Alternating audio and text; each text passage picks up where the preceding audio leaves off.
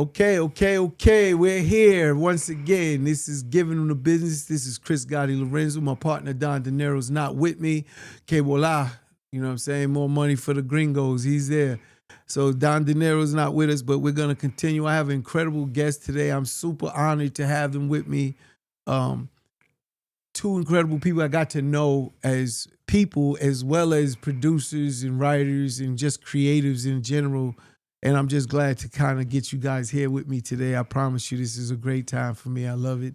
And the Audibles, you know what I'm saying? We're going to make sure we have all of their information too, Quan, so we could get everything. And I should have had the producer reach out, but this was so short notice. Usually my producer reaches out and gets everything for me set up, but we'll get that done afterwards. But Jimmy and DJ, you know what I'm saying? Thank you for coming in, man. Let's give them up for coming on. Appreciate you having us. Yeah, thank you. So I want to just get started from the early days. I know your accolades, and I want the audience to know as well when this is all over some of your accolades, if not whatever you want to talk about. But I want to get to the essence because I know my audience always asks about how do they get started.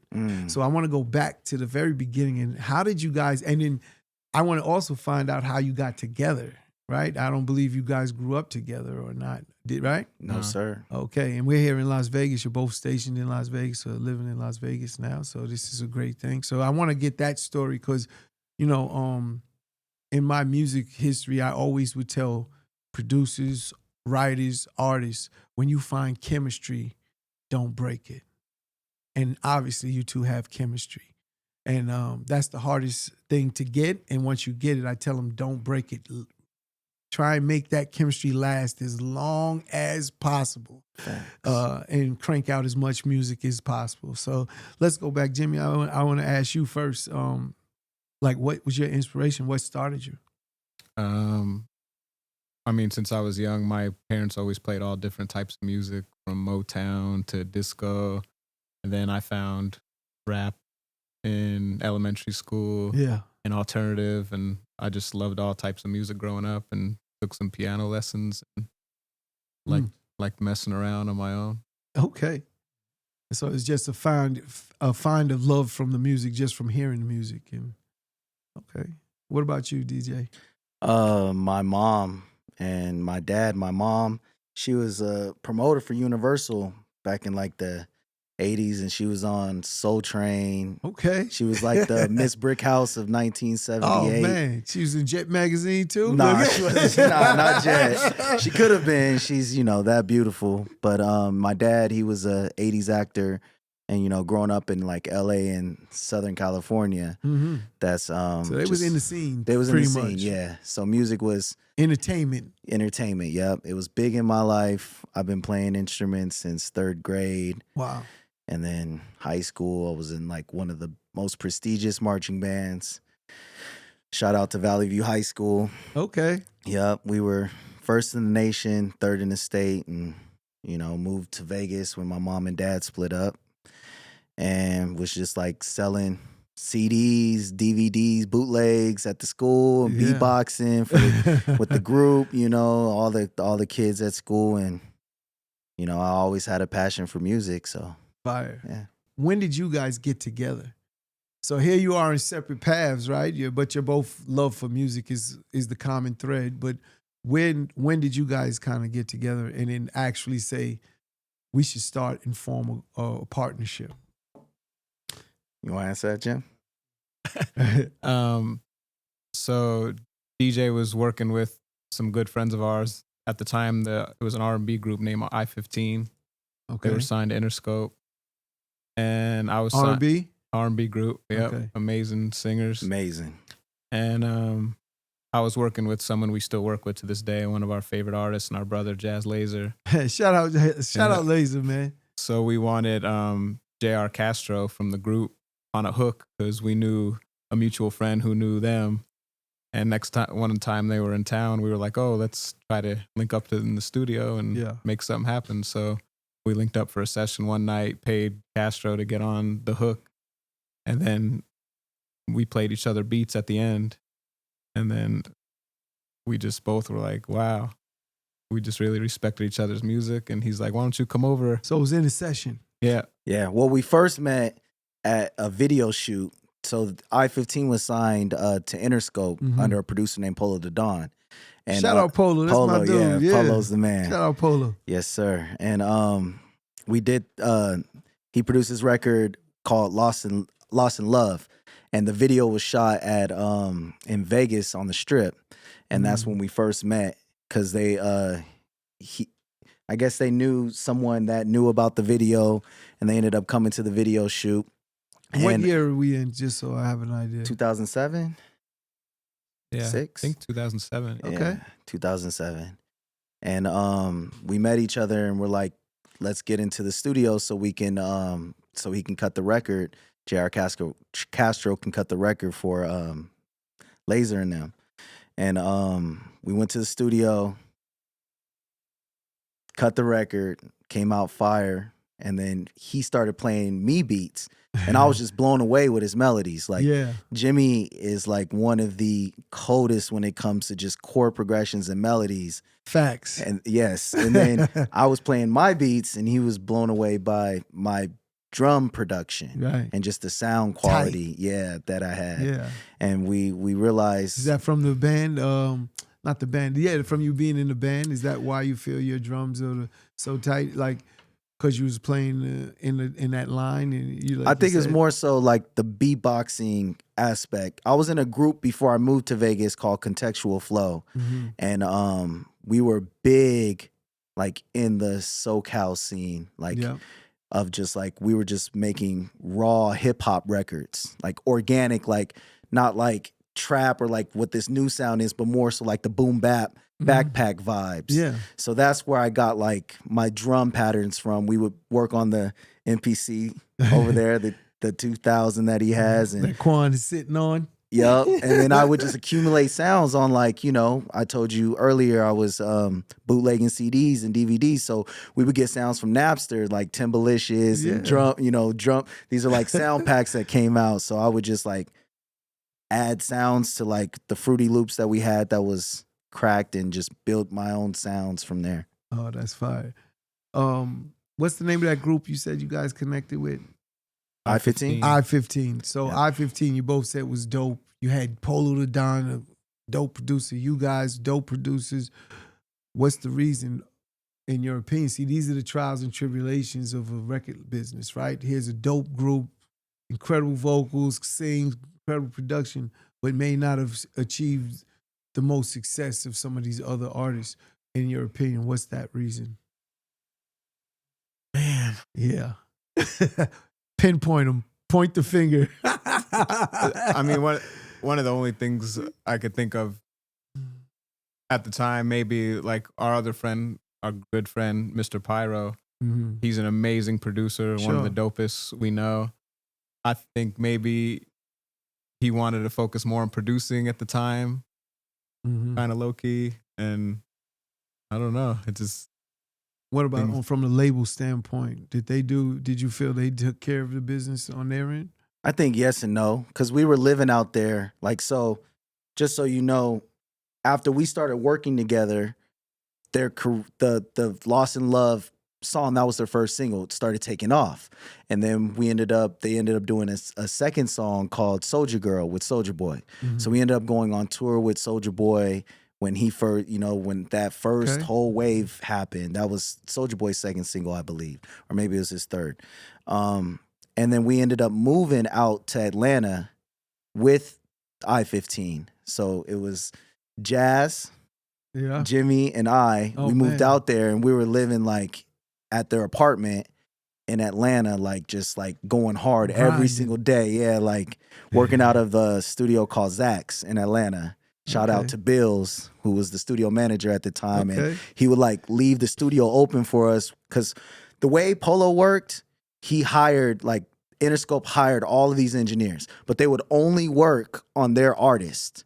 So if Polo wasn't using one engineer, they come and work with Hit Boy because Hit Boy was signed to Polo at the time, or Chasing Cash, and then the Surf Club. And then if they weren't working with Surf Club, they would work with us, with the I-15 crew. But then, like, if everyone was working, we couldn't get shit done. So at the time, I didn't know how to engineer. I would sit and learn from the engineers that were working there. I would pay with my food stamp card because I was, it was rough times then. Of course, it's the grind. Yeah, It's the grind. I would pay with my food stamp card to go get him food. Jimmy's dad and mom would send us money to and he would help with the engineers buying them food just so we could learn how to engineer. And then after we started learning how to engineer, Bills would leave the studio open for us at night to work. So when everybody was gone, we'd be sitting in there working with Castro and Pyro and Jazz. That's a beautiful thing. That's what we did with French Montana. So when we finished working, we let French go in the studio and work. Wow. This is early days. This is when he was doing his Cocaine City DVDs. Yeah, I remember that. But he really probably honed in the very beginning at Crack House Studios, which is our studios. And we would leave, and I would just let him and Rick Steele, shout out Rick, one of the producers working with French Montana. That's what we did. We let him work free, no charge, just go in and work. So it was pretty dope for him. That's amazing, man. I'll never forget the first day we pulled up in Atlanta. And we had this record. It was called, what was it called, Jim? Started in the club. Yeah, it was started in the club, and Polo came in the room, and all of us were in the room, and we played the record, and he flipped out. He's like, "It's it." You know how Polo talk. Yeah. And I remember feeling so happy, not just happy, on top of the world. Yeah, we accomplished something. We here because we didn't have any placements at that point. I know. Our first placement was out in Atlanta with Young Money. So this was when the Drake days. I remember Drake used to be at this studio called Hot Beats, and that's where all Young Money will record. So we see Baby and Wayne pulling and up. and Little Twist and Chucky, and that's where our first placement came. But before that, we were just grinding it out. And they didn't need producers because they had Polo. Right. So we would get in where we fit in, and I was even filming. I had a camera filming them on tour and just whatever it took to make us have the opportunity. Stay in the scene and stay in that scene. And that's something that these young producers, artists have to understand too. You gotta timing. I was talking about that off air, but timing's the number one reason all business is successful is timing. Facts. And you had to wait for your time or your turn, basically. Facts. And out of sight, out of mind. You was like, no, I'm gonna be right here in your face. Yeah. And artists have to understand that. It's not just boom, here you go, and then it's off to the races. Now, some might have that story, but 99% of all of these artists out here don't. They had to grind it, just like you're talking. Yeah. So, and then just another little point for the audience to know is I-15 is the highway out here in Vegas. Facts. That's where the name came from. So they're from Vegas, Yep. I'm assuming. So, with once you guys get together, how do you come up with the name Audibles, the Audibles? It was at your house, right? Yeah. Because I'm sure once you said you're going to work together, now you're like, okay, we need a name. So what was that process like coming up with that name? Or I think did it take long? I think we spent half a day thinking, just brainstorming. And we that's just not bad. Half a day is short. Yeah, we were writing down a bunch of stuff, and then we were just like, oh, that the meaning of it to be heard. Yes. Or in football to change the play. So we're like, oh, we're trying there's to multiple meanings. Yeah. I love multiple meaning names. Again, that's what it was. Even with Murder Inc., that's what it was. Irv, when he came, we had mad different names that we all came up with.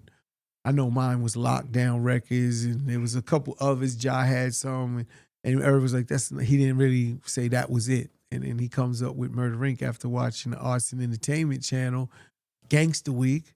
But it's the double meaning, just like you're saying with the Audibles. He loved it because of the double meaning. Murder Inc. made hits. Contract Killers, that's what the real Murder Inc. was. But that's what we do. We make hits. Wow. And that's what he went crazy. Every time I tell the story, I got goosebumps right now. I know I got a long sleeve shirt on, but I get goosebumps because it's so real from the point of when he called me, that excitement, that emotion. He was going crazy on the phone like, yo, I got it.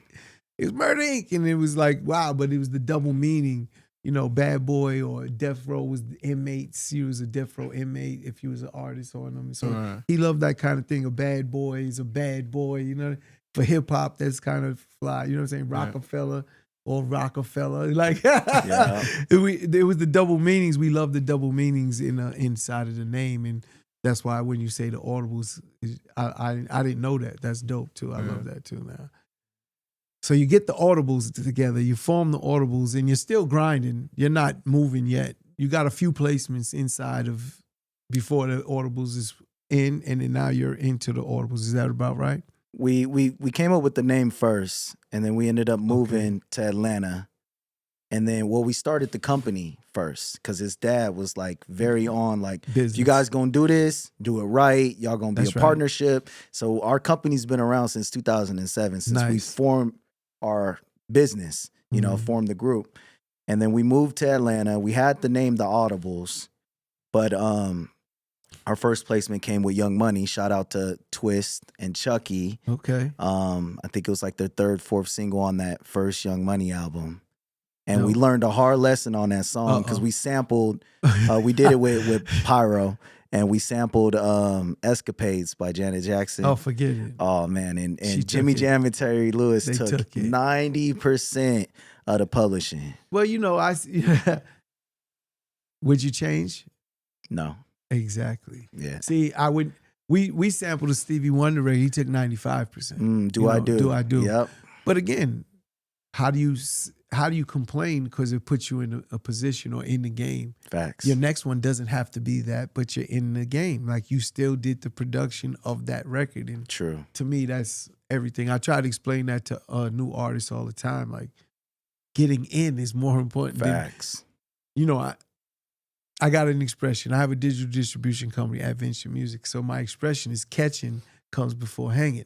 So what do I mean by that? It's like put out sampled records. I don't give a fuck. Today is different than back in those days. It's different, meaning samples there's so much music being put out today. They can't find it. And if they do find it, that means the record's doing well. Right. So negotiate. Who cares if you get 0%, you're in the game. Yeah. Right? Yeah. But catch it. Let them catch you first. Sample or anything you want to put it out. If you use big samples, the system, the technology is already designed to block it. Mm-hmm. So if you was to use a Michael Jackson record, for instance, a Prince record, it never gets off the ground. The DSPs, once I send it out to them, says this is no good instantly. But these other records, fuck it. So you got to dig. In my opinion, that's just, again, it's a business flaw that the industry can't fix because of the internet and the mass amounts of music being put out. Yeah. So it's a flaw. Exploit the flaws. That's all. In your favor. We already have the disadvantage because you don't have the money as an independent. Right. Take advantage of this one. Sample a record, make it work the best way you can. And when it goes, they're coming to negotiate it. Everyone wants money. Yeah. They're going to say, okay, 50%, 30%, whatever it may be, 100%, who cares? You got it, boss. Yeah. Next record, you got your leverage. You're now a celebrity or a star in the business and have some leverage because you produced the hit. Okay, now it's different. Now I want to talk a different language. Right. But that's how I look at sampling today. It's like they can't catch you until it's too late. And once it's too late, they'll negotiate because they want their money. And you'll get your piece. So you get into the Audibles. Again, that's a dope lesson for like new artists, new producers right now. It's more about the hit record than anything else. And they'll deal with you if you have a hit. You don't have a hit, they'll take it down, or they're not even going to bother it because it's not making no money. Mm-hmm. And I'd say it's not worth the legal bill. There's probably about 50% of the hits out right now are probably sampled. Yeah. Crazy. That's, again, either going unclaimed or the game today is different. We could get into that, but that's a big conversation. Like I could talk to you guys forever with that because the record industry is really robbing independent artists. And they're doing it in a major way, no pun intended, in a major way. And they love it because they do zero work for all this money. I mean, billions of dollars is being generated by independents. And they're collecting it after a statute of limitations is up on it. Because most independents can't collect because of that fact. Right. It's not theirs. So they can't collect it properly and they're stuck in that window, and these record labels get to collect it after a certain amount of time. But, so the Audibles is born and formed. And what would you consider your first hit record from after you get in the game with, Young Money? Say Lupe? or before that? What would you say, Jim? Well, I mean, Lupe, we were on Lupe's Lasers. That was like one of the first big albums we were on. It was Grammy-nominated. Sure. I'd probably say that. That was the first one. Yeah. What year is that now from you? I'm just trying to get a timeline of the grind. You're gonna have to make me Google this. 2010, I believe. Rough. It 2010? doesn't need to be perfect. Oh, Just okay. it doesn't need to be perfect. I'm terrible with timelines. So when Yeah. people ask me, I make my disclaimer like I'm terrible with timelines, and then I speak. But it doesn't have to be perfect. But a figure. So you're talking about a 3-year time frame after you kind of form the company, grind and working. You get that one record in 07, you said. Yeah. That was 08, maybe 08 on. So it's a good 2 years. Let's just leave it at 2 years of grinding.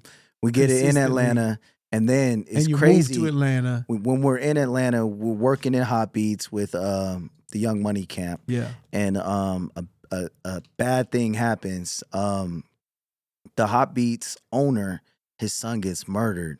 Oh, And man. yeah. I think I know this story. Yeah, and I believe it was right in front of Hot Beats, if my mind recollects right. And they ended up shutting down Hot Beats, and then That's the studio. That's the studio. Yep. I remember that story. Yeah, Yeah, that was a big deal. it was. It was really sad, tragic, and we were just grinding out there until we just ended up coming back to Vegas, and then we ended up working with this artist named Sean, and he was signed to Interscope at the time too, right? Mm. And we did his first single, first or second, I think it was his first single, right? Yeah. And then we ended up meeting a guy through a mutual friend by the name of Pooh Bear. Pooh Bear. Yes. And And Pooh Bear, if people don't know who Pooh Bear is, he's probably would you consider him the best writer right now in the game? He's definitely top 5 writer in the business today. For sure. yeah, he's our Without a favorite doubt. writer, hands No, down. he's a beast. Yeah. He's a beast. But And then you meet up with Pooh Bear. yeah, we met him at a studio, and yeah, you could tell the story, Jim. I don't want to hog. Oh, yeah. We met him at Molly Mall studio. Okay. Sure people have heard of him. Yeah. Mm-hmm. And we played him so many beats that night. I remember our boy who brought us there, Mac, he was like, man, Pooh's never listened to that many beats from some new producers. So Right. I think he's fucking with you guys. so we were all geeked, and He was. yeah. He ended up really was fucking with you guys. We always laugh about like certain beats we played him. They had like 2-3 switch ups in them. He's like, why'd you guys put all the drugs in one beat? Yeah. He's like, that's 3 separate songs. Man, We're like, "Oh." you know, Irv used to say that to Seven all the time, and he would Yeah. break his beats down into 3 different records. Yeah. Crazy. Mm. Take those flows. So I know exactly what you're talking Yeah. about, because I promise you, Seven would make a beat with different flows like that in the same track, and I was like, "What the fuck is that?" And break them up and make 3 songs out of that one beat. Yeah. Crazy. And I think one of the most crucial things we learned early on working with him, because he was like the first real amazing songwriter we Sure. worked with. Yeah. So In the game. at first, when we would just be making beats when we're just making beats with not really songwriters around, we're just trying to satisfy ourselves and fill up every possible counter melody you can think of. Right. But then when we got around him, he's like, I remember like I was laughing, like we added a couple sounds, and he's like, all right, step away from the keyboard. The beat's done. Yeah, He's leave like, it alone. He's like, you got to leave room for me. Where's my melody gonna go? Right. And that's when we realized, oh, we need His to leave vocal. space for the song. Yeah. For his vocals. So the vocal yeah. is an instrument. Yes. So You that know, was when you're one of the really most producing, important. that is a huge part of a record. That vocal, that marriage is like another instrument. They could use his voice as another instrument. So he's like, where's my part? Yeah, exactly. Facts. And it's interesting too, because even a lot of songwriters we see now, they like writing to just guitar loops Sure. or like something real simple, and then building the build beat around after it. it. So I know a lot of good writers these Oh, days yeah. like doing that. Yeah. Yeah. And the one thing I've never really told anybody except for like our internal, but I want to give this to you because I think this is very useful to a lot of like producers and engineers out there that are striving to like be great. Yeah. I can't stress this enough. Pooh Bear is literally one of the greatest people in the world that's going to make you better as a producer, as an engineer, as a writer, as an artist, as whatever you're doing in music, if he's in the equation, he's gonna make you better. There were so many times. So going back to what I was saying when we were working under Polo, I learned how to engineer. So then not too much longer after that, we left Polo. I was engineering for Pooh for many years for our stuff and for artists that came through the studio, for everybody. And I'll never forget, like, the first few times I was engineering with Pooh and I was cutting. Pooh Bear is the fastest writer and like singer-songwriter that you'll ever meet. Like while he's writing the song, he's laying down the song and he's telling the engineer, he's telling you, move that, nudge that over, fix that line, fix the note on that. Like he's trying to have you do 5 different things while you're cutting still. So there was one time early on, and Pooh probably don't know this, but I mean, if he watches the interview, he knows now. We're gonna get him on this show. Yeah, that would be amazing. That would be amazing. Pooh, I need you. Yeah, there was one time, bro, I was engineering and he was just going so hard because he's seen greatness in us and he's seen greatness in me, my engineering skills, and he was just like riding me hard, pause, but like going hard on me, like, and then I was just like, I just got up and I was like, I got to use the restroom, and I went outside and started swinging like the nigga like from movie Boys in the Hood. Like I was just so mad. I'm like, this is so stressful, but I think he just seen greatness in me. He pushed you. Yeah, he pushed me to that level where now working with any artist, anybody, it's just cakewalk. Yeah. If you can get through the school of Pooh Bear, you can get through anything. I promise you. Wow. So, and I seen you work. You're absolutely one of the best engineers that I watched, and putting this mixing and everything. You were, again, dope as that, as well as a producer. That's all because of Pooh Bear. I'm not even joking. Like, Pooh Bear is gonna push you because he believes in you, and he'll tell you. He always says it like, you know, artists don't understand what you're talking because they never been in it. They only dealt with their little local guy, who's just getting it done for the most part, and he's good for what they're doing. But like Meek Mill said, there's levels to this shit. There's a fucking level that you see the difference completely, hear the difference completely, and I got to experience that with both of you in the studio multiple times, working with Laser or Ricky, you know, even Miracle. And these are, again, independent artists that was on the grind, and I'm seeing the level of expertise you brought to the table with them that helped advance them as well.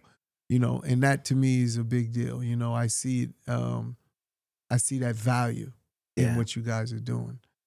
So with Pooh Bear, again, he's writing for everybody, man. Every label calls him. He's like the hitman for the industry. They call him to write those big songs and big records. So he's definitely up for all those records that come up.